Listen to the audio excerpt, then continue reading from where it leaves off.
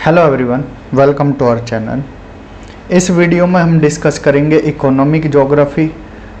देखिए यहाँ पर हम इम्पोर्टेंट फैक्ट्स जितना भी निचोड़ है इकोनॉमिक ज्योग्राफी का वो हमने यहाँ पर 9 पेजेस में निकाला है। अगर किसी भी बुक की बात करें इकोनॉमिक ज्योग्राफी की, वो 300 से 400 पेजेस इवन 500 पेजेस तक की बुक है। लास्ट में क्या है, आपको रिवीजन करना बहुत टफ हो जाता है 400-500 पेजेस को। यहाँ पर हमने आपके लिए 9 पेजेस में पूरा इसका सार निकाला है। जो डेटा है कि एग्रीकल्चर में कौन से टॉप कंट्रीज़ हैं, या मिनरल रिसोर्सेज में, या फिर इंडस्ट्रीज़ में, ये और इम्पोर्टेंट फैक्ट्स, ये हमने यहाँ पर 9 पेजेस में यहाँ पर एक तरह से सिनॉप्सिस के हेल्प से कंप्लीट किए हैं। एक निचोड़ है यहाँ पर, तो वीडियो से जुड़े रहें लास्ट तक, आपको यहाँ पर कम से कम कुछ ना कुछ ज़रूर मिलेगा। तो अगर बात करें इकोनॉमिक ज्योग्राफी की, तो इकोनॉमिक ज्योग्राफी की जो फाउंडेशन रखी थी वो किसने रखी, एंड्री एंड गोड्ज। नाम याद रखना, यहाँ से क्वेश्चन बन सकता है। Foundation of economic geography was laid down by Andree and Goetz, और दोनों कौन है, ये जर्मन ज्योग्राफर हैं।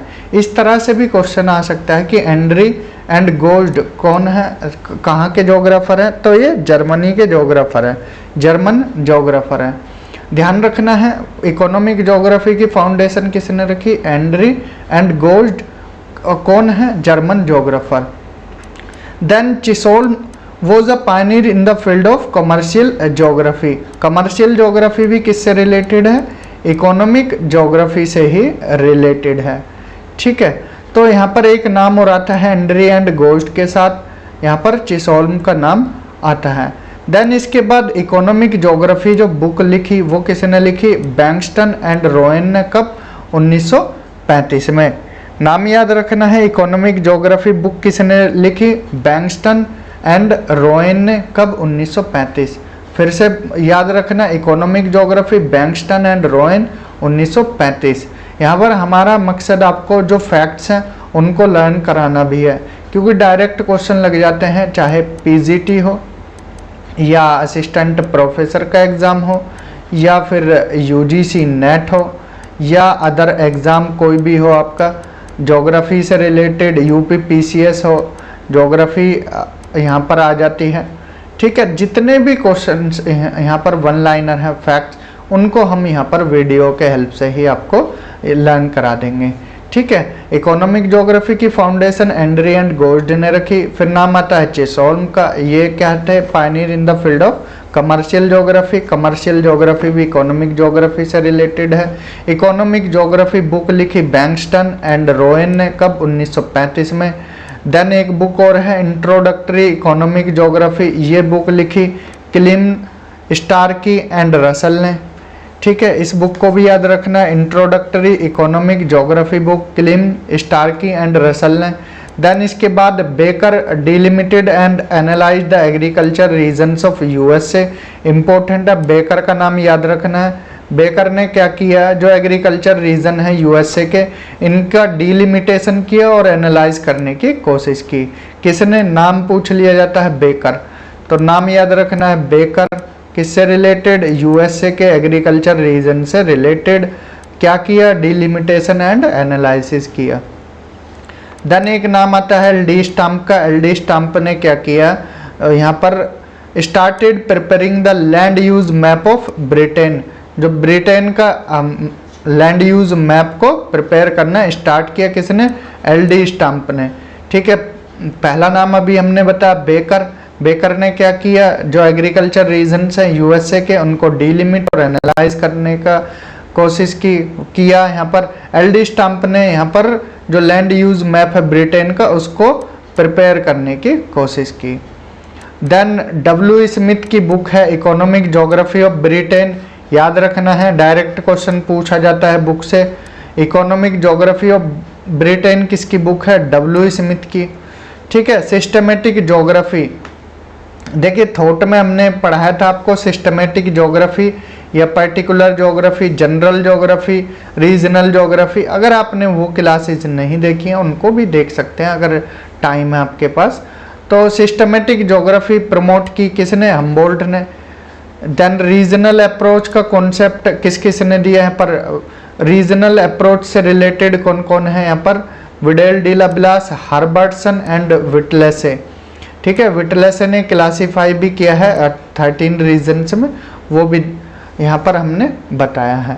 ठीक है, तो सिस्टमेटिक ज्योग्राफी को प्रमोट करने वाले कौन, हम्बोल्ट। रीजनल अप्रोच को Vidal de Lablache, Herbertson and विटलेसे।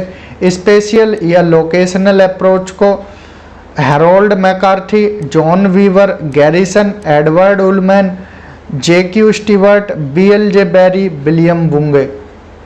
ठीक है, ये नाम याद रखने हैं। अप्रोच से क्वेश्चन आ जाते हैं मैच द फॉलोइंग करके। मैच द फॉलोइंग, एक तरफ आपको अप्रोच दे देंगे रीजनल अप्रोच या लोकेशनल अप्रोच, एक तरफ ज्योग्राफर दे देंगे, मैच द फॉलोइंग करके पूछ लेते हैं। तो systematic geography Humboldt, regional approach Vidal de Lablache, Herbertson, Whittlesey. Spatial या locational approach Harold McCarty, John Weaver, Garrison, Edward Ullman, JQ Stewart, BLJ Berry, William Bunge. Behavioural approach ये William Kirk, नाम याद रखना, विलियम किर्क। कौन से approach से, behavioural approach से। Marxist और रेडिकल अप्रोच से कौन कौन रिलेटेड है, पीट और हार्वे। ठीक है, नाम याद रखना है, एक नाम नहीं भूलना है। सिस्टमेटिक में हमने हम्बोल्ट बताया, रीजनल अप्रोच में बताया Vidal de Lablache, Herbertson and Whittlesey. Spatial और लोकेशनल अप्रोच में Harold McCarty, John Weaver, Garrison, Edward Ullman, JQ Stewart, BJL Berry, William Bunge. Behavioural approach में विलियम किर्क। मार्क्सिस्ट और radical approach में Peet Harvey. Welfare approach में DM Smith. यहाँ पर एक concept आता है इकोनॉमिक लैंडस्केप का कॉन्सेप्ट। इकोनॉमिक लैंडस्केप क्या होता है, the total scenario of economic activities. उसमें एग्रीकल्चर भी हो सकता है, mining, trade, transport, service, ETC of a region और country present the economic landscape. इसमें क्या होता है, इकोनॉमिक लैंडस्केप में टोटल सिनेरियो आ जाता है इकोनॉमिक एक्टिविटीज़ का।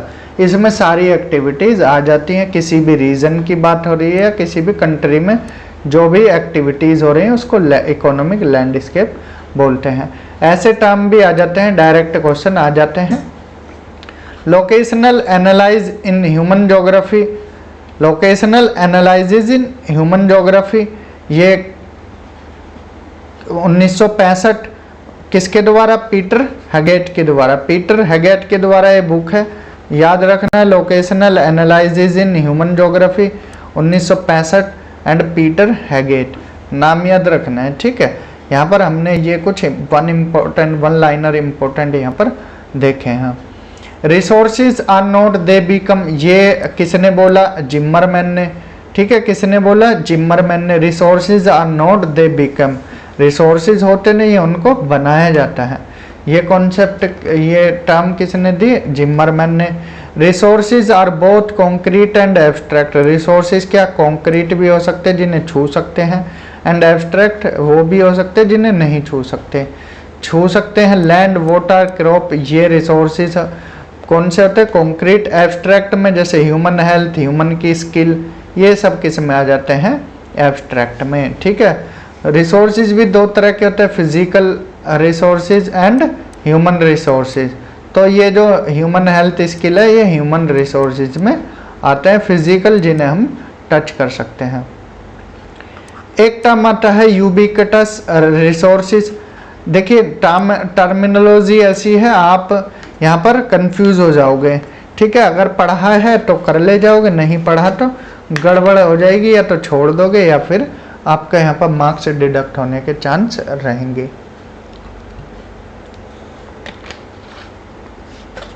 तो यूबिक्विटस रिसोर्सेज वो होते हैं जो एवरीवेयर फाउंड किए जाते हैं, मतलब सभी जगह पर पाए जाते हैं। जैसे एयर है, ऑक्सीजन इन एयर, एयर में अगर ऑक्सीजन इंडिया में है तो पाकिस्तान में भी सेम होगी और यूएसए में भी सेम होगी। ठीक है, तो ऐसा नहीं है कि जर्मनी की एयर में ऑक्सीजन नहीं होगी, हाइड्रोजन होगी, सिर्फ हाइड्रोजन ही हाइड्रोजन होगी, ऐसा नहीं है। तो जो रिसोर्सेज एवरीवेयर क्या है, फाउंड किए जाते हैं। वो क्या होते हैं, ubiquitous resources. Such resources have abundant supply, ठीक है, बहुलता में होते हैं ये। The concept of resource adequacy, यहाँ पर रिसोर्स एडिक्वेसी क्या होता है, ये कॉन्सेप्ट भी पूछा जा सकता है। Dictates that how many resources will be adequate for existing population of a country और अ रीजन, ठीक है। रिसोर्स एडिक्वेसी का मतलब क्या है कि कितने रिसोर्सेज की ज़रूरत है जो वहाँ की पॉपुलेशन है किसी कंट्री या रीजन की, इसको बोलते हैं रिसोर्स एडिक्वेसी।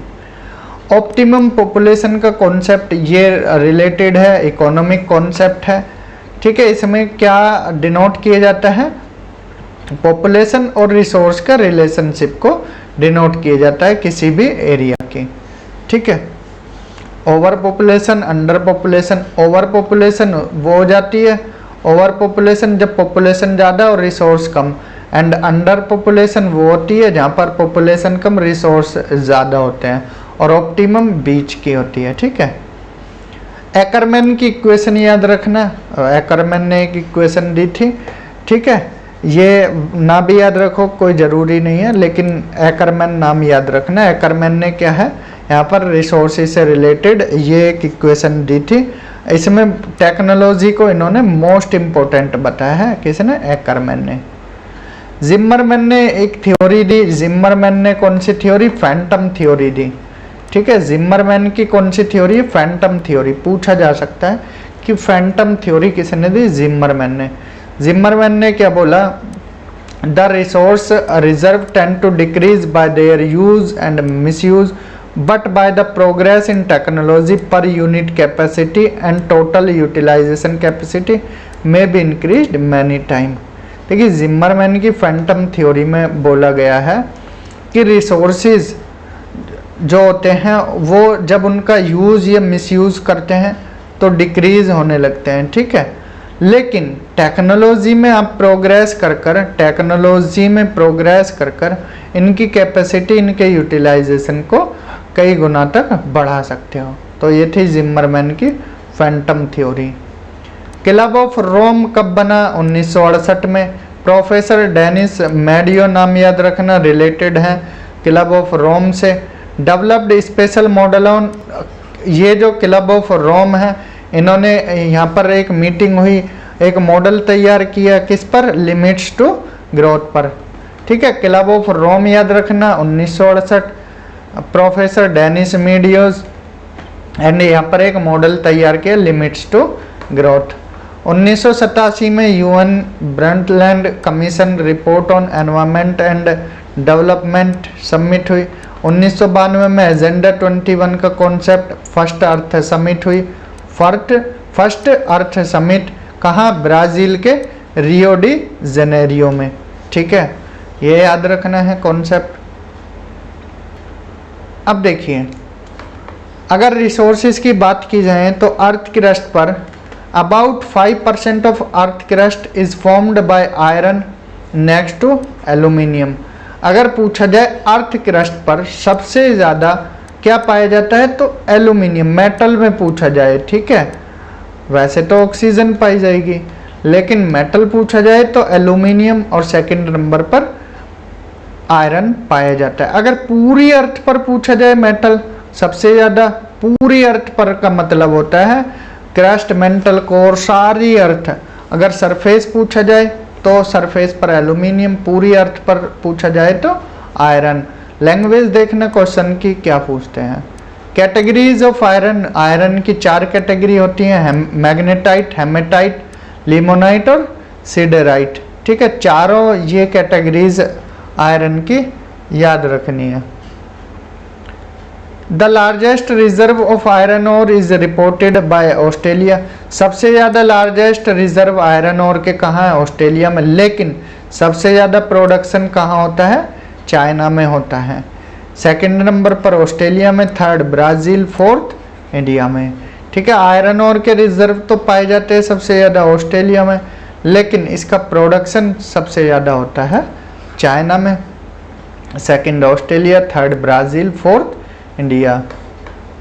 इंडिया में पूछा जाए तो उड़ीसा में सबसे ज़्यादा इसका प्रोडक्शन होता है आयरन ओर का। Largest producer of iron ore in India is Orissa state. Major type of manganese, ठीक है, यहाँ पर मैंगनीज किससे निकाला जाता है? सिलोमिलेन, ब्रोनाइट, मैंगनाइट, होस्मेनाइट एंड पोलियनाइट, यहाँ से मैंगनीज निकाला जाता है। टॉप प्रोड्यूसर फर्स्ट नंबर पर साउथ अफ्रीका है मैंगनीज में, second China, third Australia. Copper minerals कहाँ पाए जाते हैं? Mostly found in veins and mind ores. देखिए कॉपर कहाँ से निकाले जाते हैं? बहुत मुश्किल से निकाले जाता है कॉपर मिनरल। कहाँ से? पत्थरों के अंदर से इनके जो वेन्स होते हैं, दरारें होती हैं, दरारों से निकाला जाता है। हाई परसेंटेज में contain high percentage of rock material, जिसको गैंग बोला जाता है, gangway. Copper ore are too much bulky and expensive for long transportation, therefore copper smelters are established near copper mine. देखिए जो रॉ मटेरियल होता है और जो फाइनल प्रोडक्ट होता है, रॉ मटेरियल से अगर आप फाइनल प्रोडक्ट निकालते हो तो कम निकलता है, तो इसलिए अब रॉ मटेरियल को दूर ले जाने में ट्रांसपोर्टेशन कॉस्ट ज़्यादा लगेगी, इसलिए स्मेल्टर्स वहीं पर बनाए दिए जाते हैं और वहाँ से निकालकर फाइनल प्रोडक्ट को मार्केट में ले जाया जाता है। लार्जेस्ट प्रोड्यूसर हैं कॉपर के Chile, Peru and China. Chile, Peru और चाइना, जो एंडीज माउंटेन है, चिले, पेरू एंडीज माउंटेन पर के पास में कंट्रीज हैं, यहाँ पर ज़्यादा कॉपर पाया जाता है। Bauxite is the prime source of aluminium, ठीक है, एल्यूमिनियम किससे कहाँ से निकाला जाता है? बॉक्साइट से। टॉप प्रोड्यूसर हैं बॉक्साइट के ऑस्ट्रेलिया, चाइना, ब्राज़ील और इंडिया। ऑस्ट्रेलिया, चाइना, ब्राज़ील और इंडिया। टिन कहाँ से निकाला जाता है? कैसराइट से। टॉप प्रोड्यूसर है टिन के China, Indonesia and Myanmar. Mica कहाँ से निकाला जाता है? मोस्कोवाइट, जो कि वाइट कलर का, phlogopite yellow colour and biotite black colour का। माइका यहाँ से निकाला जाता है। टॉप प्रोड्यूसर्स है माइका के China, USA and South Korea. देखिए फैक्ट सारे आपको याद करने पड़ेंगे, इसकी कोई ट्रिक नहीं है। Chromium is very hard material, और अगर डायमंड के बाद कोई हार्ड मटेरियल देखा जाए तो वो क्रोमियम होता है। लार्जेस्ट प्रोड्यूसर है क्रोमियम के South Africa, Kazakhstan and Turkey.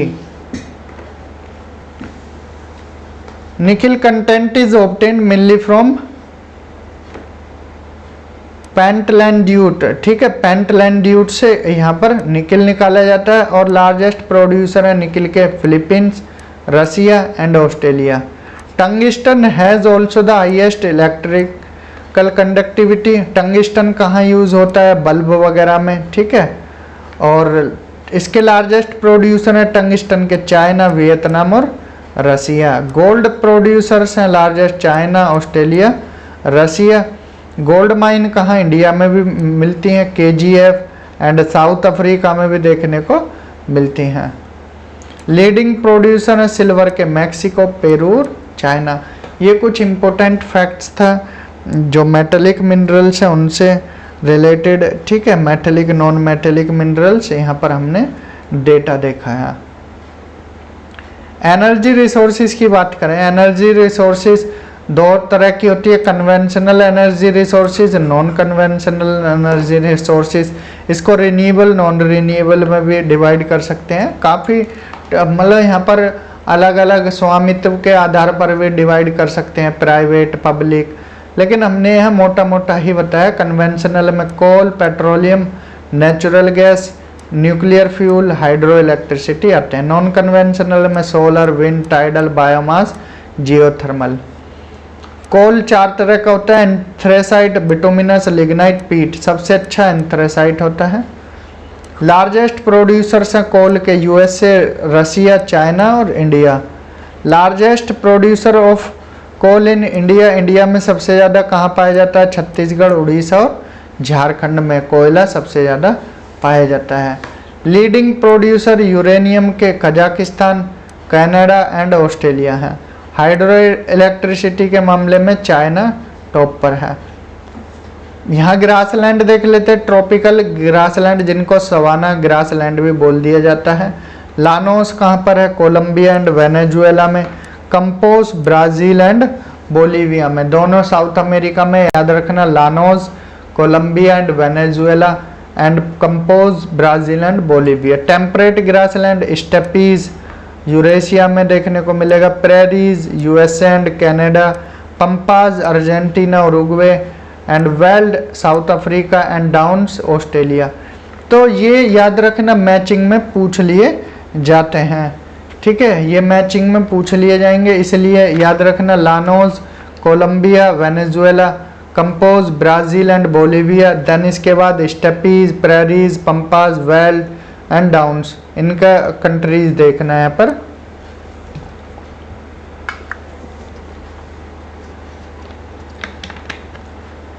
Eurasia है, USA Canada, prairies, pampas, Argentina and Uruguay, veld and downs. जो कंफ्यूजन होती है यहाँ पर होती है लानोज और कंपोज में। Llanos Colombia Venezuela, campos Brazil and Bolivia. तो याद रखना है Brazil and Bolivia. Steppes Eurasia, prairies USA and Canada, pampas Argentina and Uruguay, veld South Africa, downs Australia. अब यहाँ पर देखते हैं हम हॉफ लॉ के according to Hoff's law the rate of chemical weathering increases 2 to 3 times with every addition in the soil temperature of 10 degree Celsius. जो chemical weathering का rate है वो इंक्रीज हो जाता है 2 से 3 गुना अगर सॉइल का टेम्परेचर 10 डिग्री सेल्सियस तक बढ़ जाता है। तो ये हॉफ लॉ याद रखना किससे रिलेटेड है? सॉइल से रिलेटेड है, केमिकल वेदरिंग से रिलेटेड है। जोनल सॉइल किसको बोलते हैं? Intrazonal soil and azonal soil. Zonal soil जो जिसको प्रभावित करता है क्लाइमेट और वेजिटेशन, इंट्राजोनल जिसको पेरेंट मटेरियल इफेक्ट ज़्यादा करता है, एंड एजोनल सॉइल जो कैसे फॉर्म्ड होती है? रिवर के डिपोजिशन के कारण, विंड के डिपोजिशन के या ग्लेशियर के डिपोजिशन के कारण यहाँ पर बनती है, उसको एजोनल सॉइल बोलते हैं। तो तीनों याद रखना, zonal, intrazonal and azonal. Major fish producing countries कौन कौन सी? China, Indonesia, USA. Population wise continents, Asia सबसे ज़्यादा पॉपुलेशन है, फिर अफ्रीका में, then Europe, North America, South America and Oceania, Australia वाला, ठीक है। तो इस तरह से मैचिंग भी पूछ ली जाती है। सबसे ज़्यादा population Asia, Africa, then Europe में है, ठीक है। कंफ्यूज हो जाते हैं यहाँ पर, फिर North America, then South America. High density किस कंट्रीज में सबसे ज़्यादा? Singapore, Bangladesh and South Korea में है। पॉपुलस कंट्री अफ्रीका में सबसे ज़्यादा कौन सी है? Nigeria, then Ethiopia, then Egypt.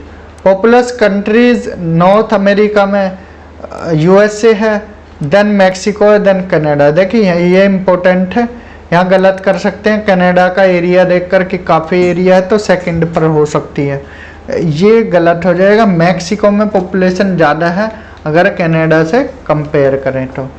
The first modern census दुनिया में कहाँ हुआ पहली बार? सबसे पहले स्वीडन में 1749 में हुआ, लेकिन ये कंप्लीट नहीं हो पाया था। तो पहला अगर माना जाता है सिस्टमेटिक सेंसस 1790 में कहाँ? यूएसए में हुआ था। इंडिया की बात करें तो 1872 में, लेकिन जो ऑफिशियल था 1881 से देखने को मिलता है, ठीक है। शिफ्टिंग कल्टीवेशन अलग अलग नाम है अलग अलग कंट्रीज में। मिल्पा कहाँ बोला जाता है? लैटिन अमेरिका में मिल्पा। फैंग अफ्रीका में, लदांग इंडोनेशिया एंड मलेशिया में, ठीक है। Ladang Indonesia and Malaysia. Jhuming North East India में। कैनगिन ये फिलीपींस में, kaingin Philippines and chena Sri Lanka में, chena Sri Lanka. Ladang Indonesia, fang Africa, milpa Latin America, jhuming North East India. Semang tribe कहाँ पाई जाती है? मलेशिया में। अब देखिए कृषि से संबंधित डेटा देख लेते हैं। Top wheat producers China, India, Russia and USA हैं। एंड राइस के मामले में सबसे टॉप पर चाइना, इंडिया, इंडोनेशिया। मक्का के मामले में USA, China, Brazil, Mexico. Barley जौ के मामले में रशिया, फ्रांस, जर्मनी। चाय के मामले में चाइना, इंडिया, केनिया। कॉफ़ी के मामले में ब्राज़ील, वियतनाम, कोलंबिया। कॉफ़ी 3 तरह की पाई जाती है, coffee arabica, coffee robusta, coffee liberica. Coffee arabica Ethiopia में पाई जाती है, कॉफ़ी रोबस्टा कोंगो बेसिन में, कॉफ़ी लाइबेरिया में। कोकोआ ये कॉफ़ी से अलग होता है जिससे चॉकलेट बनाई जाती है, सबसे ज़्यादा Ivory Coast, Ghana and Nigeria में। टोबैको चाइना, ब्राज़ील और इंडिया में। शुगर केन ब्राज़ील, देन इसके बाद इंडिया एंड चाइना। कॉटन के मामले में इंडिया, चाइना और यूएसए।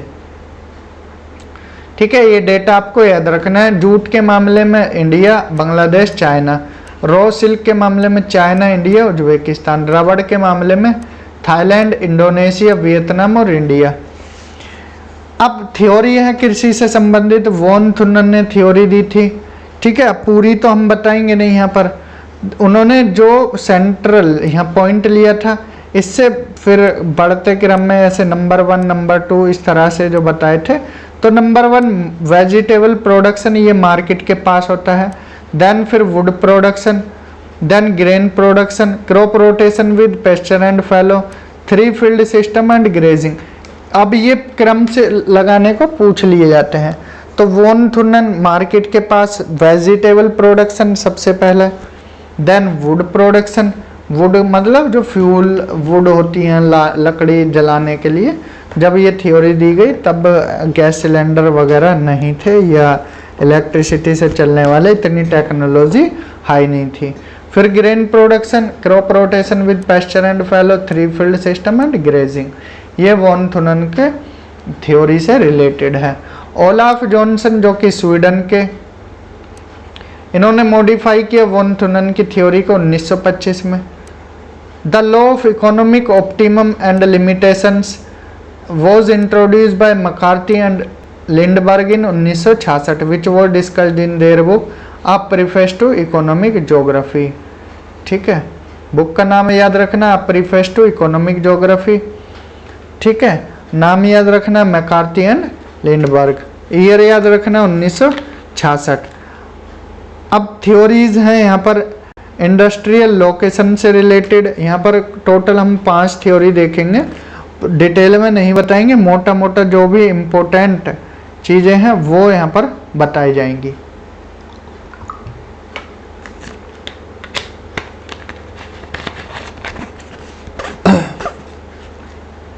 तो पहली थ्योरी है इंडस्ट्रियल लोकेशन थ्योरी, वेबर की। वेबर कहाँ के? जर्मनी के। 1909 में थ्योरी दी। उनकी बुक है the theory of the location of industries. And इनकी जो थ्योरी थी लीस्ट कॉस्ट थ्योरी है। ठीक है, जिसमें किस रिलेटेड लेबर और ट्रांसपोर्ट से रिलेटेड इन्होंने बताया है। ठीक है, एंड आइसोडोपेन टर्म है a line joining the place having same transport cost. ठीक है, वो लाइन या वो पॉइंट जो लाइन ज्वाइन करती है उन प्लेसेस को जिनकी ट्रांसपोर्ट कॉस्ट सेम हो, उसको आइसोडोपेन बोला जाता है। जैसे आइसोथर्म है, आइसोबार है, ऐसे ही आइसोडोपेन है। पूछ लिया जाता है आइसोडोपेन क्या है। ठीक है, a line joining the places having same transport cost. Then least cost theory देखी। देन इंडस्ट्रियल लोकेशन थ्योरी, ये लॉस ने दी, ये भी जर्मनी के। कब? 1940। इनकी book the economics of location. इनकी थ्योरी मोनोपोलिस्टिक कंपटीशन पर बेस्ड थी, मीन से जहाँ पर प्रॉफिट कमाया जाए। ठीक है, और जो वेबर की थ्योरी थी वो ट्रांसपोर्ट और लेबर पर डिपेंड थी। Third industrial location theory Hoover ने दी 1948 में। इनकी book the location of economic activity, और इनकी थ्योरी थी डिलीवर्ड प्राइसेस पर। ठीक है, जो जिस प्राइसेस पर डिलीवर की जाती हो चीज़, उसका इनपुट प्लस ट्रांसपोर्ट कॉस्ट सब कुछ मिलाकर डिलीवरी प्राइस पर ये डिपेंड थी Hoover.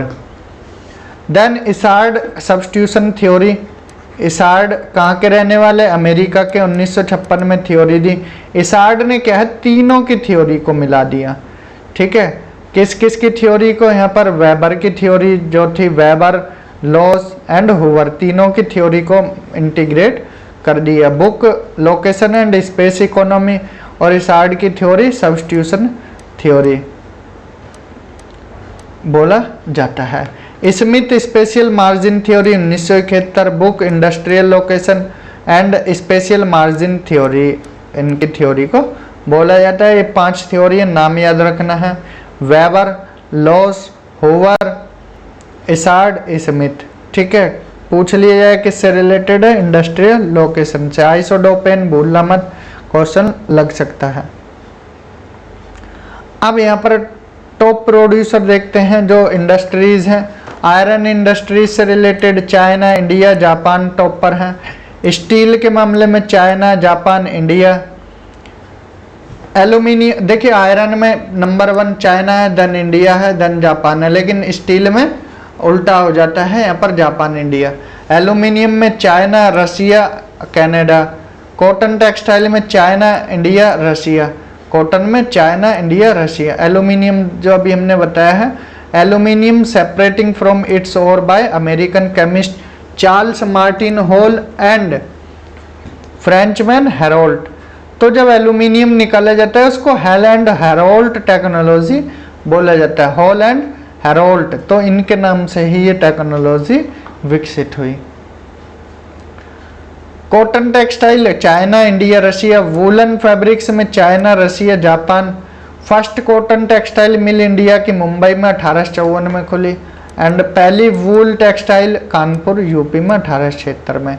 First silk textile mill India की हावड़ा वेस्ट बंगाल में 1832 में। Top producer silk textile industry के मामले में China, Russia, Belarus. Synthetic textile में यूएसए, जापान, यूके। ऑटोमोबाइल में China, USA, Japan. Ship building में China, South Korea, Japan.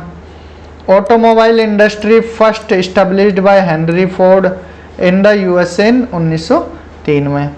Chemical industry के मामले में यूएसए, जापान, जर्मनी। इंडिया में 6 इंडस्ट्रियल रीजन है, कौन कौन से, Mumbai Pune industrial region, Hooghly industrial region, Ahmedabad, Vadodara, Surat industrial region, Bengaluru Tamil Nadu industrial, Chota Nagpur plateau industrial region, Agra Delhi Ambala industrial region. तो ये 6 इंपॉर्टेंट इंडस्ट्रियल रीजन है इंडिया के। रिकार्डन थ्योरी जो डेविड रिकार्डो के द्वारा दी गई, डेविड रिकार्डो ब्रिटिश इकोनॉमिस्ट है, किससे रिलेटेड है इनकी थ्योरी, रेंट से रिलेटेड है। And concept of quasi rent ये किसने दिया, अल्फ्रेड मार्शल ने। क्वासी रेंट का कॉन्सेप्ट किसने दिया, अल्फ्रेड मार्शल ने। सेंट्रल प्लेस टर्म ये किसके द्वारा यूज किया गया पहली बार, मार्क जेफरसन के द्वारा। मेटल्ड रोड को मैकडम रोड भी बोला जाता है या कोलतार रोड बोला जाता है। जो मेथड है मैकडम रोड ये इंट्रोड्यूस की गई किसके द्वारा, स्कॉटिश रोड इंजीनियर थे लाउडन मैकडम 19वीं शताब्दी के शुरू में। तो इसलिए जो पक्की रोड है मेटल रोड उनको मैकडम रोड भी बोला जाता है। Germany was the first country in the world that established a nation wide highway network. तो पहला कंट्री कौन थी, जर्मनी, जिसने हाईवे नेटवर्क बनाया। Length of road top 3 countries हैं, यूएसए, इंडिया एंड चाइना। ठीक है, इंडिया को कम मत आंकना, दूसरे नंबर पर है। In the early 18th steam engine build by George Stephenson. और पहली रेल कहाँ चली, ब्रिटेन में। World 4 longest railway network, USA, China, Russia and 4th पर इंडिया। रेलवे में, रोड में 2nd पर है India. In Africa first rail line 1850 में, मतलब 1850s में इजिप्ट में चलाई गई। और इंडिया में कहाँ पर, मुंबई से थाने 1853। ट्रांस साइबेरियन रेलवे दुनिया का सबसे बड़ा लार्जेस्ट रेलवे है 9600 किलोमीटर है। ये सेंट पीटर्सबर्ग, जिसका नाम लेनिनग्राड था पहले, उसको जोड़ता है किससे, व्लादिवोस्तोक, जो कि ईस्ट में पैसिफिक ओशियन की तरफ। ठीक है। Canadian Pacific railway 5600 kilometre Canada में, जो वैंकूवर को हैलिफैक्स से जोड़ता है। Russia is longest system of navigable waterways. ठीक है, रशिया में लैंड वाटरवेज का सबसे बड़ा नेटवर्क है। गंगा विलास क्रूज, जो कि अभी हाल ही में चर्चा में रहा, 3200 किलोमीटर लंबी यात्रा रही वाराणसी से डिब्रूगढ़ आसाम तक। नाम याद रखना, Ganga Vilas cruise. Ocean waterways, great traffic कहाँ पर रहता है, नॉर्थ अटलांटिक से लेकर जो वेस्टर्न यूरोपियन कंट्रीज हैं वहाँ तक। यूरोपियन कंट्रीज देखिए, जो ये यूएसए से लेकर यूरोप वाला पार्ट है, ये सबसे ज़्यादा जो नॉर्थ अटलांटिक ओशियन है, ये ओशियन वाटरवेज में सबसे बिजी रूट है। ओपनिंग, सुएज कैनाल की ओपनिंग 1896 में हुई। ये बंद हो गई थी 1997 में, जो अरब इजरायली वॉर चल रहा था। फिर दोबारा 1975 में चालू की गई। और जो सुएज नहर है, मेडिटेरेनियन सी में पोर्ट सैड से लेकर पोर्ट सुएज, जो कि रेड सी में है, वहां तक है। पनामा कैनाल 1914 में कंप्लीट हुई। इससे रिलेटेड फर्डिनेंड डी लेसेप्स, ठीक है, फ्रेंच ये इंजीनियर थे, इनका नाम याद रखना है। The first successful flight aeroplane by the American Wright brothers in 1903। जो सक्सेसफुल फ्लाइट थी एरोप्लेन की, ये किसके द्वारा उड़ाई गई, अमेरिकन राइट ब्रदर्स के द्वारा 1903 में। The first regular air service start हुई लंदन से पेरिस के बीच में 1919 में। ट्रेड किसको बोलते हैं, trade refer the voluntary exchange of goods and service. ठीक है, गुड्स और सर्विस के एक्सचेंज को ही ट्रेड बोला जाता है। मेजर ट्रेडिंग जोन है वर्ल्ड के, वेस्टर्न यूरोप, सेकंड पर एंग्लो इंडियन, थर्ड पर ईस्टर्न एशिया। यहाँ पर ट्रेडिंग सबसे ज़्यादा देखने को मिलती है। कंट्री में टॉप पर यूएसए है।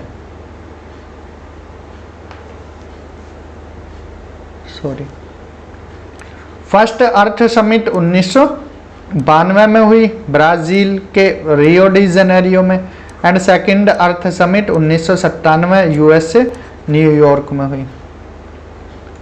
बीजेल बेरी 1960 में इन्होंने अटेम्प्ट किया determine the economic regions of the world on the basis of levels of economic development. इनकी क्लासिफिकेशन दो कॉन्सेप्ट, दो पैटर्न पर बेस्ड थी, demographic pattern and technological pattern. Demographic में पॉपुलेशन, डेमोग्राफी, ये सब चीज़ें आ जाती हैं। टेक्नोलॉजी में जो नई नई टेक्नोलॉजी हैं, ठीक है, वो। माइक्रोनेशिया, मेलानेशिया, पोलिनेशिया, ये कॉन्सेप्ट पूछ लिया जाता है।